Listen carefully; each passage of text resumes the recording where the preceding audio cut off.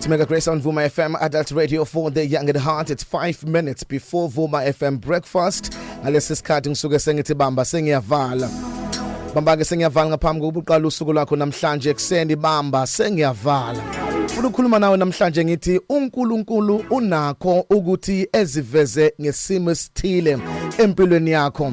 Kwesinye isikhathi uNkulunkulu efuna ukuziveza ukuthi yena ungubani, uvumela isimo esithile sehlele impilo yakho ukuthi mase kufike isimo empilweni yakho bese kuba ima ubona isambulo sokuthi kahle kahle lo Nkulunkulu engimkhonzayo ungubani.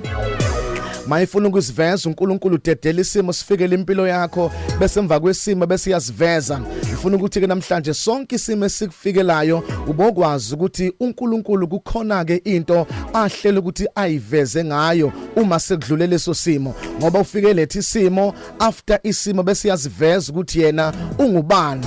Kwesinye isikhathi mayifuna ukukhombisa ukuthi uNkulunkulu okwaziyo ukulapha zonke izifo ezithile nezifo zonke ezikhona emhlabeni, uke sivumele nje isifo esithile ukuba sihlasele impilo yakho. Sithi mase sikuhlasele uzame konke ongakuzama ungalungi, ugcina uphendukele kuye. Uthi masukhuleke kuye uNkulunkulu base yayiveza uNkulunkulu owelapha zonke izifo, ngoba ukwazi ukumbona uNkulunkulu owelapha izifo ungakazi ukuexperience ukugula emzimbeni wakho, kodwa uzovumela ukuthi uexperience isifo esithile ukuze ukwazi ukufunda ukuthi lo Nkulunkulu engimkhonzayo uNkulunkulu ngempela olapha zonke izifo, ngoba ngimbone mina ngigula ngambona engilapha.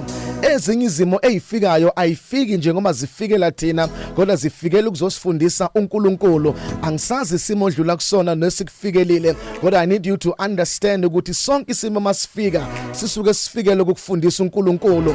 Enganingeli elinye ilanga uNkulunkulu noma uJesu uke wavumela uLazarus ukuthi aze agule, angagcini ngokugula kodwa aze afe, ngoba befuna ukufundisa abantu abathile ukuthi uNkulunkulu okwaziyo nokubavusa abantu sebefile. Lithi iBhayibheli kwathi gula wangafika uJesu, waze wangcwatsha uLazarus wangafika uJesu, waze kwaphela 4 days engcwatshiwe uLazarus.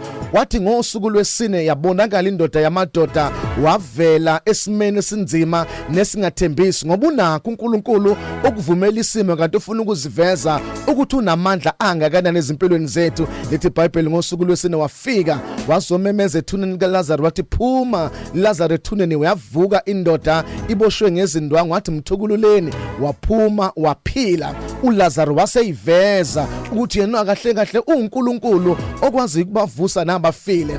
Angisazi isimo sakho, kodwa namhlanje ngiyakuthembisa ukuthi uNkulunkulu onakho ukuthi eyiveze ngesimo. Kukhona ke lento uNkulunkulu akafuna ukuyiveza ngayo, ungayibona usudlule esimeni esithile, ufuna ukukuvezela ukuthi uNkulunkulu okwazi ukusilungisa isimo sakho.